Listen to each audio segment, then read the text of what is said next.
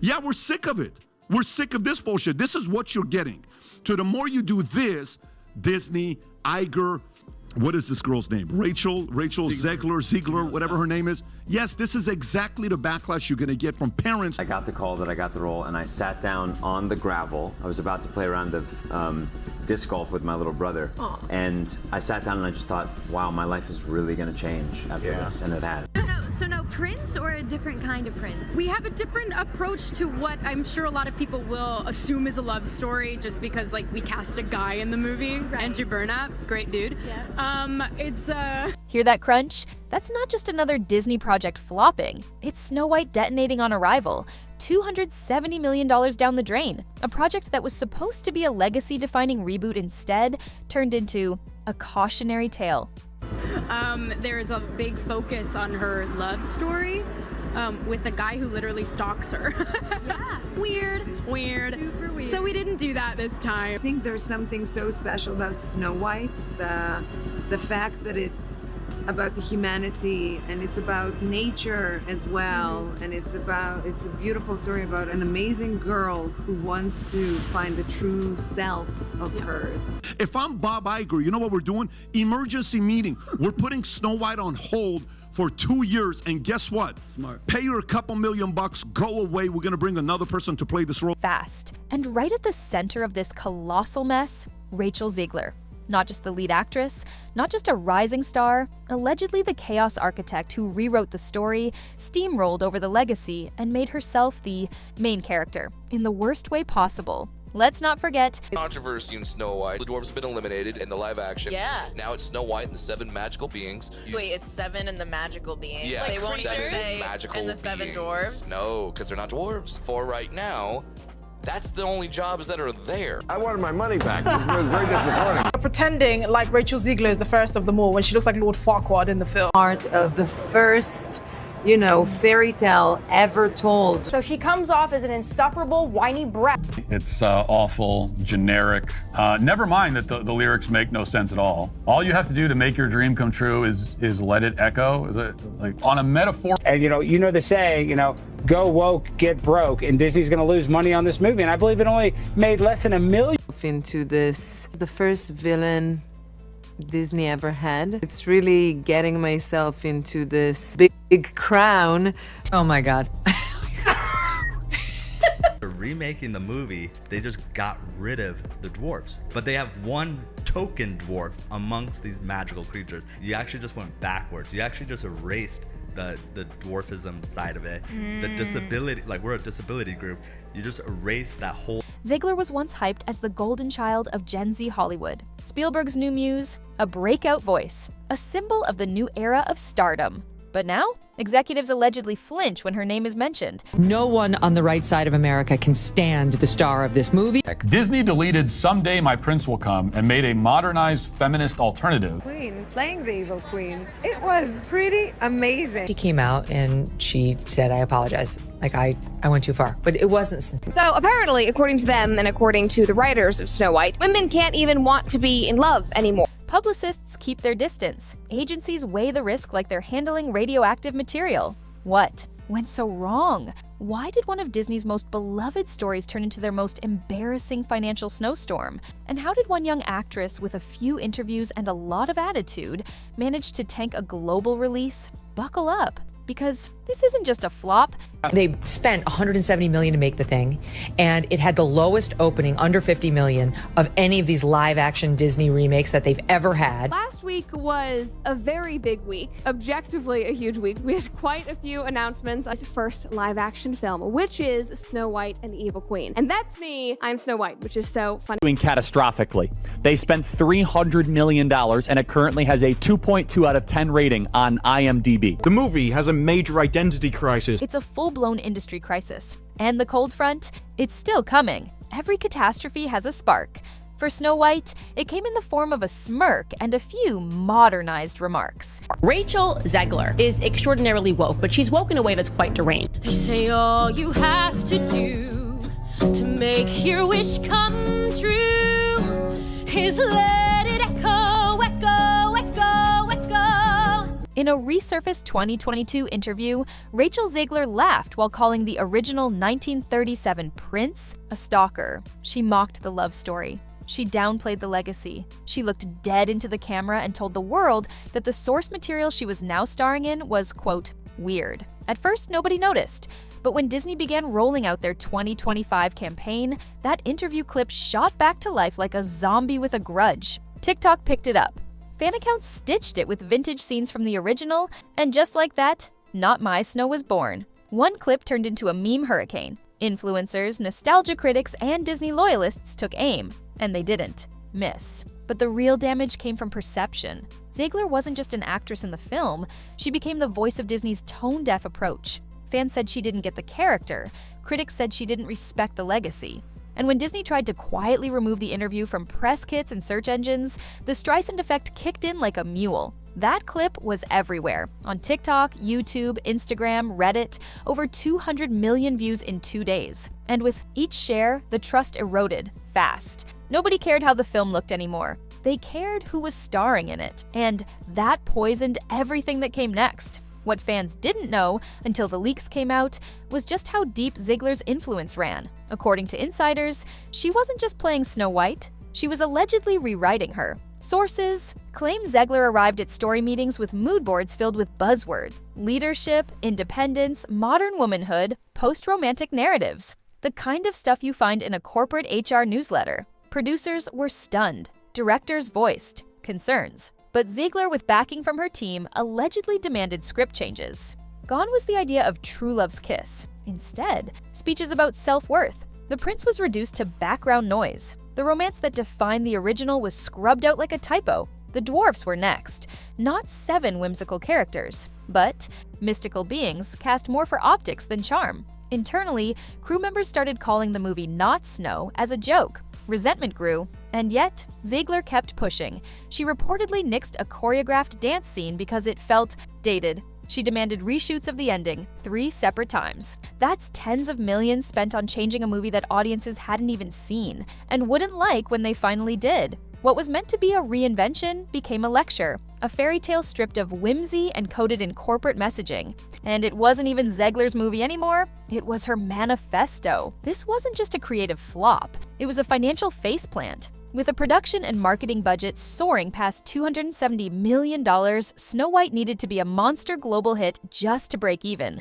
Instead, it tripped out of the gate. Opening weekend was abysmal, $43 million domestic. That's less than most mid-tier animated releases. International numbers barely moved. The final worldwide gross stalled under $185 million. And that's with aggressive international promotions, dubbed releases, and merchandising campaigns that flopped harder than the film. The numbers sent shockwaves through Disney's executive suite. Reports leaked that several greenlit remakes were quietly shelved. Merch partners pulled back. Even Disney Plus recalibrated its promotional calendar. And then came the insurance fallout. Completion bond insurers, companies who back projects, in case of production disasters, started hiking rates on anything Zegler was attached to. Agencies dubbed it the Rachel tax. One insider claimed budgets with her name on it were automatically flagged for volatility. The message was clear. She wasn't just box office poison, she was a risk. A risk to the bottom line, a risk to branding, a risk to morale. Things took a nuclear turn when someone from the inside broke ranks. Jonah Platt, son of famed producer, Mark Platt, and an entertainment vet in his own right, unloaded a blistering rant on Instagram. His message was simple. Ziegler's public statements torpedoed the film, and the fallout impacted the entire crew. The post was deleted within minutes, but by then, the screenshots were everywhere. Fans circulated it like a bat signal. Journalists analyzed every word. Even industry insiders admitted they were shocked to see such a public drag from someone so connected. And Jonah wasn't. Wrong. Behind the scenes, cast and crew were fed up. Gossip floated around that Zegler refused group PR rehearsals, that she skipped photo ops, that she clashed with Disney's in-house image team. Sponsors panicked. Limited edition tie-in products were yanked from shelves. Retailers quietly canceled toy orders. Entire marketing lines were torched to avoid association. And all the while, Ziggler continued doing interviews, throwing in buzzwords and smiling for cameras, completely unaware or uncaring of the firestorm swirling around her. Before Snow White even wrapped, there were whispers. Allegedly, Stephen. Spielberg, yes, that's Spielberg, reached out to a Disney exec with a warning. Ziggler had been his lead in West Side Story, and while she delivered on camera, her PR instincts were unpredictable. According to those in the know, Spielberg allegedly cautioned them to keep her tightly managed. Make sure she doesn't freelance in interviews, he reportedly advised, or you'll be putting out fires instead of press releases. Disney didn't listen. They gave Ziggler free rein. She was touted as the new face of their progressive, bold future. But when that same face started undermining the film in real time, executives realized they had made a billion-dollar mistake. Spielberg never said, "I told you so." He didn't need to. Hollywood insiders did it for him. In meetings, in emails, on podcasts. The industry's quiet consensus? You don't ignore Spielberg. Not unless you're prepared to pay the price. Just when you thought the Snow White disaster couldn't spiral any further, Disney allegedly reached for the nuclear option and lit the match. According to multiple insider leaks, execs floated. A jaw-dropping plan B behind closed doors. A limited reshoot starring none other than Brett Cooper. Yes, that Brett Cooper, the firebrand YouTuber, rising conservative actress, and Gen Z's no-nonsense counter-influencer. Why Brett? Simple. She had the one thing Rachel Zegler allegedly didn't: likability with the core Disney audience. Test screenings with Cooper footage reportedly stunned execs. Parents called her portrayal respectful and classic. Focus group kids? They actually sat through the film without fidgeting, whining, or asking for iPads. Some even cheered, and then came the real shocker: merchandise partners who had ghosted Zegler's rollout suddenly re-engaged. Retail buyers greenlit Snow White dress orders again.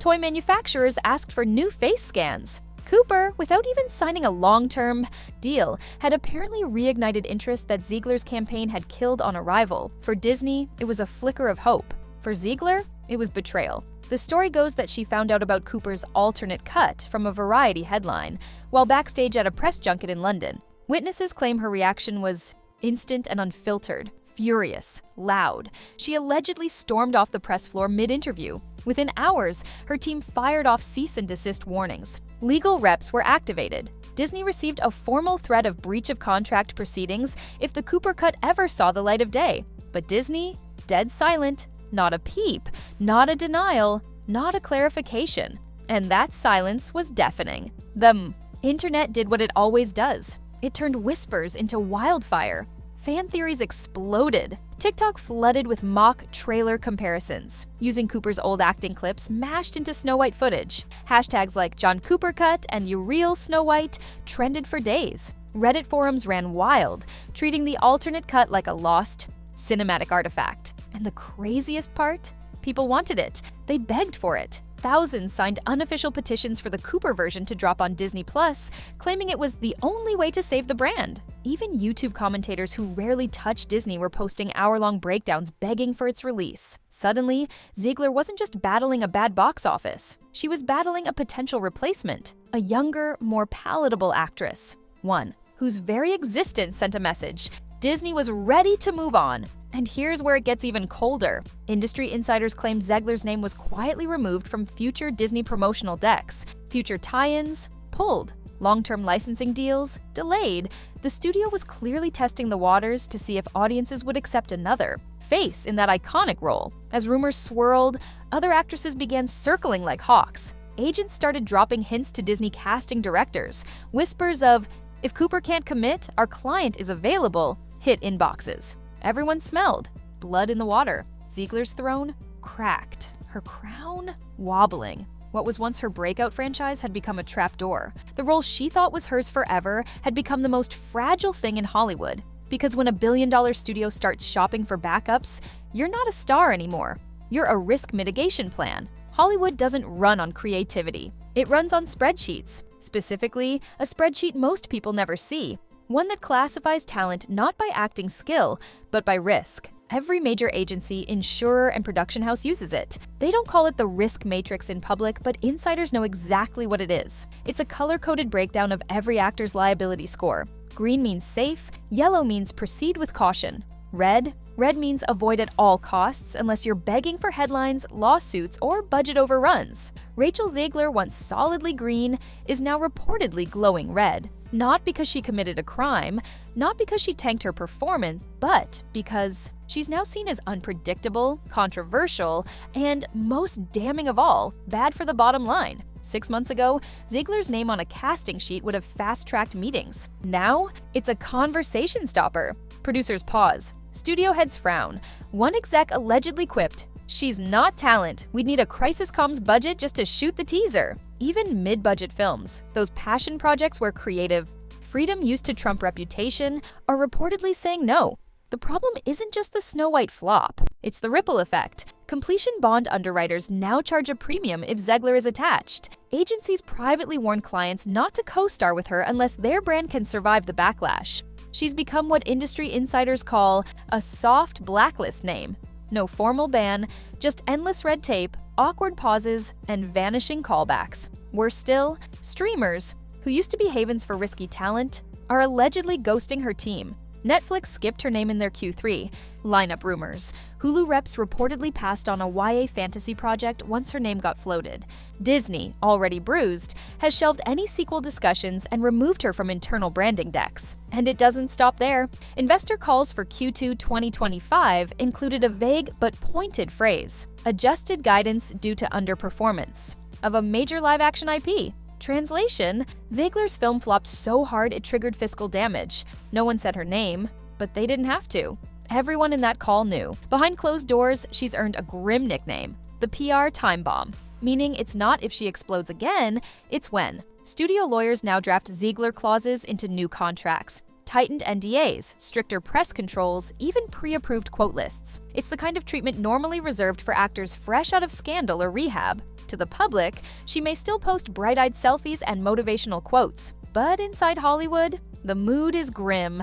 Everyone knows the spreadsheet doesn't lie. Once you're red, you're radioactive. And unless Ziegler pulls off a comeback so miraculous it rewrites the rules, she's headed for a long, cold freeze. This isn't just a tough chapter in a rising star's career. It's something far worse. It's what happens when a lead role turns into a long-term liability. When one movie doesn't just flop, it brands you. This is reputation damage that lingers. This is exile disguised as silence. Social media is brutal, and it never forgets. The Prince stalker clip turned into a viral monster, but that was just the start. TikTok creators reenacted Zegler's interviews with paper crowns and cardboard props. Instagram Reels flooded feeds with side-by-side comparisons of her quotes and the original film. Late-night comedians had a field day. One joked, "Snow White used to fall asleep with a kiss. Now she falls asleep mid-monologue." The internet loved it. Disney, not so much. Even Reddit got in on the dog pile. Threads dissected every frame of the trailer, mocking Ziegler's delivery, the tone, the visuals.